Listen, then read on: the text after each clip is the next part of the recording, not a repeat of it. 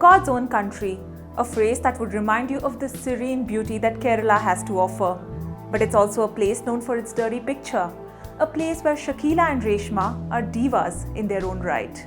So what made Kerala one of the largest producers and consumers of soft porn in India? It all began in the late 70s with Avalde Ravakad. Back then, it was the boldest Malayalam movie to be ever made. Bollywood was going through a really low phase, and this film, which explored the life of a teenage prostitute, was a game changer.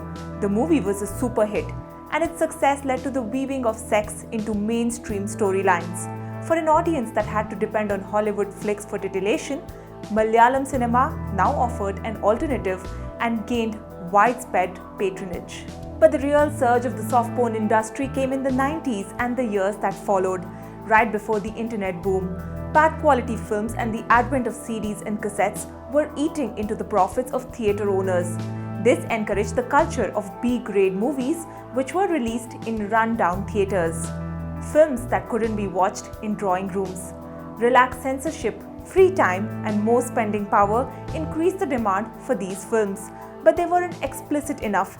To make up for any lack of skin, theatre owners and distributors illegally spliced in random sequences from foreign films, splashes of nudity, or even hardcore porn.